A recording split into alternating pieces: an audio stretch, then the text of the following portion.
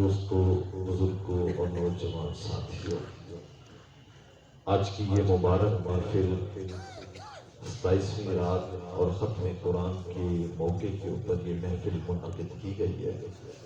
اللہ تبارک و تعالیٰ کی بارگاہ میں دعا ہے اللہ تعالیٰ ہم سب کا آنا بیٹھنا اپنی بارگاہ میں قبول و منظور فرمائے، اور اللہ تعالیٰ اس محفل کو ہم سب کے گناہوں کی بخشش کا ذریعہ بنائے۔ میں مبارکباد پیش کرتا ہوں اپنے پیارے بھائی حاجی عامر شہزاد صاحب کو، حاجی عبدالرؤف صاحب، حاجی جاوید صاحب کہ جنہوں نے اتنا وسیع پروگرام منعقد کیا ہے، اور مسلسل کئی دنوں سے افطاری اور سحری کا بھی انتظام چل رہا ہے۔ اللہ تعالیٰ مزید ان کے رزق میں، مال میں، عزت میں برکتیں عطا فرمائے، اور اللہ تعالیٰ اس کا سارا ثواب ان کے والد مرحوم حاجی عاشق رحمت اللہ علیہ کی روح کو پہنچا دے۔ اللہ تعالیٰ مرحوم کو کروٹ کروٹ راحت نصیب فرمائے۔ مجھ سے پہلے میرے پیارے بھائی طبیب اسلام ثانی طارق جمیل مبلغ اسلام حضرت مولانا راشد فاروقی صاحب بہت ہی خوبصورت انداز میں بیان فرما رہے تھے۔ ابھی کچھ دن پہلے بھی رات کے اسی وقت تقریباً آپ سے ملاقات ہوئی تھی اور قرآن نازل تھی۔ کچھ احباب کا نام عمرے کے لیے اللہ تعالیٰ نے منظور فرما دیا تھا۔ اللہ تعالیٰ ان کو جلد از جلد حرمین شریفین کی زیارت نصیب فرمائے، اور بہت بڑی خوش نصیبی ہے کہ اللہ تعالیٰ نے ہمیں ایسے نیک حاجی عامر شہزاد صاحب جیسے بندے عطا کر دیے ہیں جنہوں نے اللہ کی رضا کے لیے یہ سارا کا سارا انتظام کیا ہوا ہے۔ یقیناً جب پچھلی دفعہ ملاقات ہوئی تو آتے ہوئے مجھے ایک ہی بات کہی کہ شاہ صاحب دعا کریں اللہ تعالیٰ ریاکاری سے محفوظ فرمائے، اور اگلا جملہ تھا کہ شاہ صاحب کوئی مقصود دنیاوی شہرت نہیں، صرف اور صرف محض اللہ کی رضا چاہتا ہوں کہ اللہ تعالیٰ میرے اس عمل کو قبول فرما لے اور اس کا سارا ثواب میرے والد مرحوم کو پہنچا۔ میرے بھائیو، آج کی یہ تقریب، آج کا یہ خوبصورت پروگرام ختم قرآن کریم یعنی تراویح کے اندر قرآن کریم مکمل ہوا ہے۔ قاری صاحب میرے خیال میں آپ نے جنہوں نے ماشاءاللہ یہ 27 راتیں یہاں پہ قرآن کریم مکمل پڑھائے اور آج ان میں ختم قرآن کیا ہے۔ میں تو بس یہی کہوں گا کہ ان علماء اور قرآن کرام کا احترام کر لو۔ اللہ کی قسم جن لوگوں نے قرآن اور قرآن والوں سے محبت کی ہے اللہ نے ان کو دنیا میں بھی کامیاب کر دیا، اللہ آخرت میں بھی کامیاب فرمایا۔ لیکن افسوس ہے کہ آج ہم مسلمان قرآن سے بھی دور ہو رہے ہیں، قرآن والوں سے بھی دور ہو رہے ہیں۔ یاد رکھنا اگر ہم لوگ قرآن سے اور قرآن والوں سے دور ہو گئے تو اللہ ہماری نسلوں کو دین سے محروم کر دے گا۔ آج کئی لوگ ہیں جن کی بڑی دل کی تمنا ہوتی ہے، خواہش ہوتی ہے کاش ہماری اولاد میں بھی حافظ قرآن ہوتے، ہماری اولاد میں بھی عالم دین ہوتے، لیکن افسوس ان کی زبان پہ ان قاریوں کے متعلق، ان علماء کے متعلق، ان قرآن والوں کے متعلق ایسے سخت جملے آ جاتے ہیں جن سے اللہ بھی ناراض ہو جاتا ہوگا اور اللہ کا رسول بھی ناراض ہوگا۔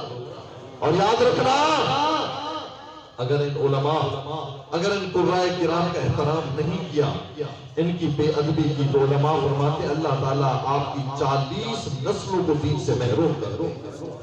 اور میں آپ سب بھائیوں سے جو قریب سے تشریف لائے ہیں، میں آپ لوگوں سے ایک سوال کرنا چاہتا ہوں، خدا را جواب دینا، لیکن جواب اپنے آپ کو دینا، مجھے نہیں دینا۔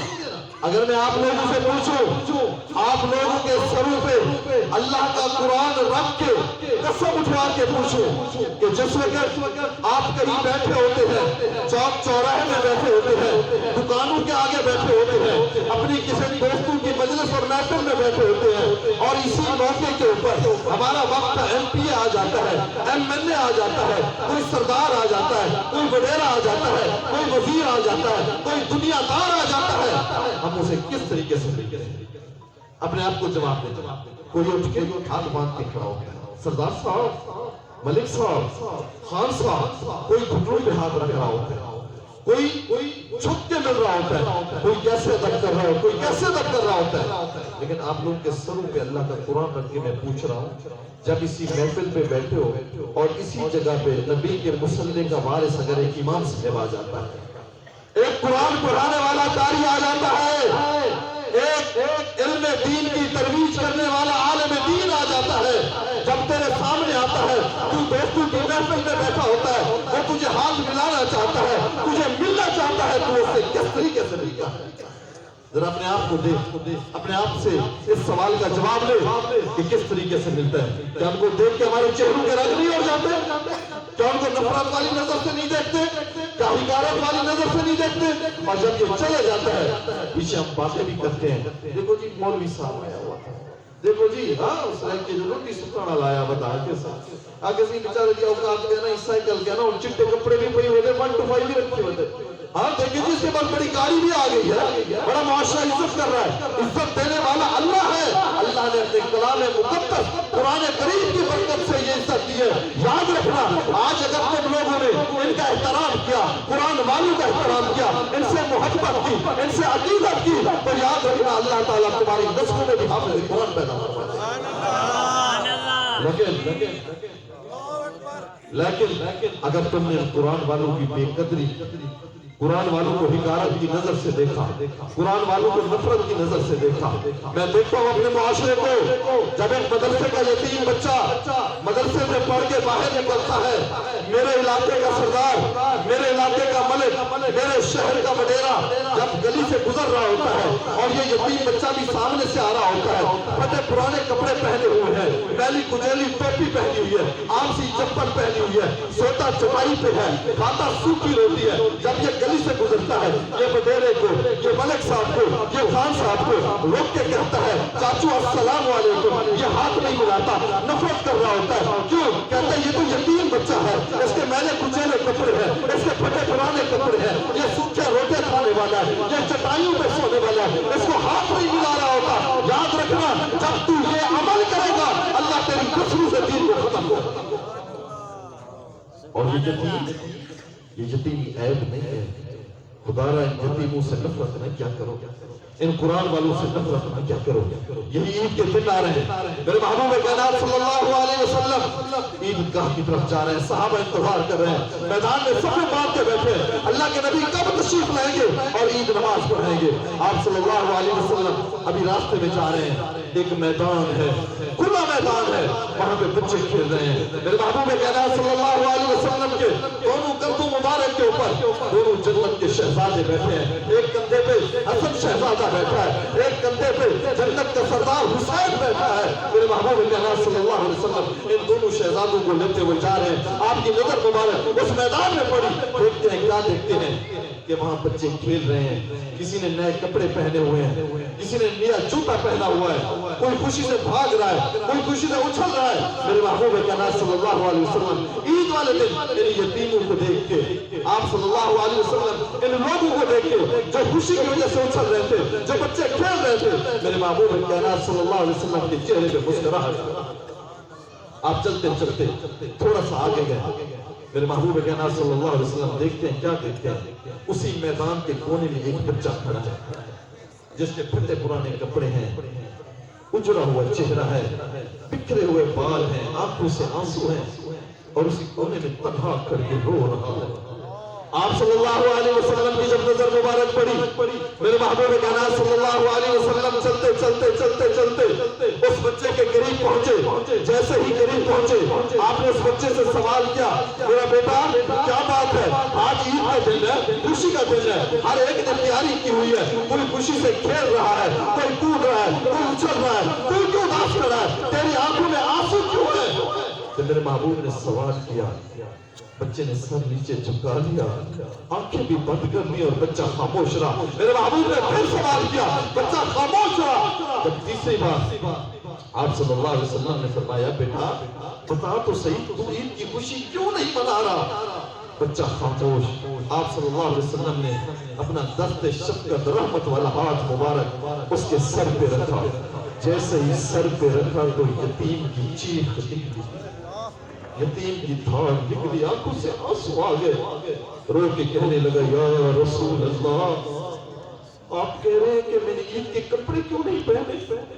آپ پوچھ رہے ہیں کہ میں خوشی کیوں نہیں منا رہا؟ یا رسول اللہ، میرا ابا ہوتا تو مجھے کپڑے لے کے دیتا، میری اماں ہوتی تو مجھے تیاری کرواتی، نہ باپ ہے نہ ماں ہے، میں یتیم ہوں، مجھ سے کوئی پوچھنے والا نہیں۔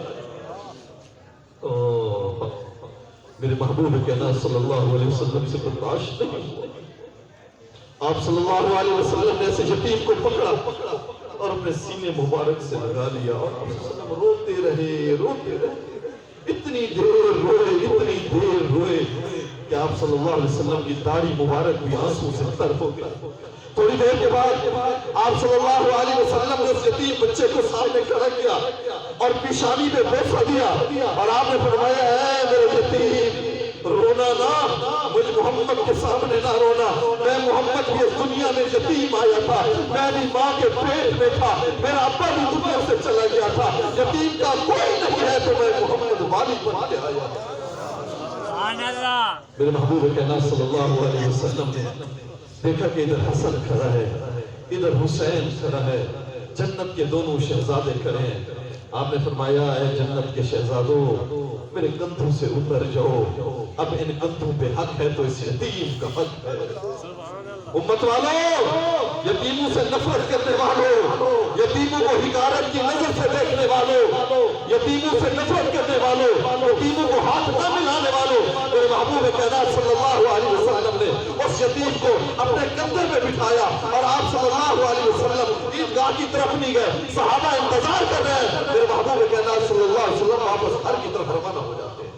چلتے چلتے گھر پہنچے، جا کے دروازہ کھٹکھٹایا، اندر سے آواز ہی بند کون ہے دروازے پہ؟ آپ نے فرمایا عائشہ جلدی دروازہ کھول، میں محمد دروازے پہ انتظار کر رہا ہوں. اما عائشہ صدیقہ رضی اللہ تعالیٰ عنہ دوڑتی دروازہ کھولا. آپ صلی اللہ علیہ وسلم اندر تشریف لے گئے. آپ نے فرمایا عائشہ روزانہ کہتی تھی نا اللہ نے ہمیں بیٹا نہیں دیا، دیکھ اللہ نے ہمیں بیٹا عطا کر دیا ہے.